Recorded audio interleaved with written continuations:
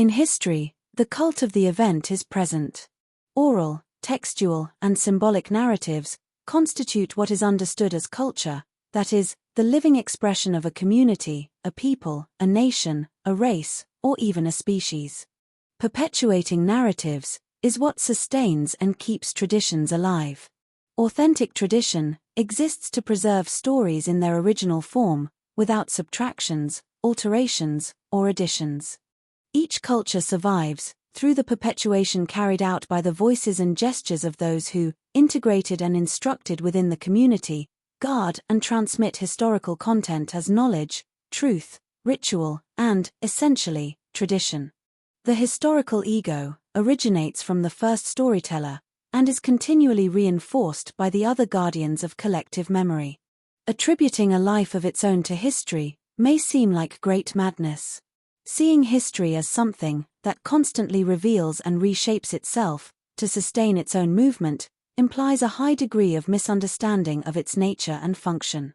History has a life of its own, and no one creates it, one merely inserts themselves into it, as a participant, propagator, or spokesperson. The event is alive, and always available for display. Without it, there are no characters, as it is the event that grounds the existence of each character, and each component of the story. It is the generating core of historical movement and narrative construction. History is already present. One must simply carry it out and propagate it. Then arises a dilemma. Does history shape the character, or does the character build the story? To this duality, one can add that neither exists without the other. Character and history occur simultaneously, in an intertwining that founds the very meaning of narrative. Creation, in any circumstance, manifests the simultaneous existence of history and its components in the mind of the author. Every story carries a beginning, middle, and end, and will be perpetuated by characters who also possess a beginning, middle, and end.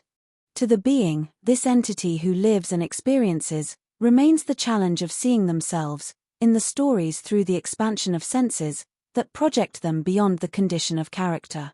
It is a matter of transcending the narrative role and achieving an existential reading of the plots that pass through them. When the being recognizes the role they bring to life, they find the force that drives them, present in everything and everywhere. Mastering this force is an essential part of their mission.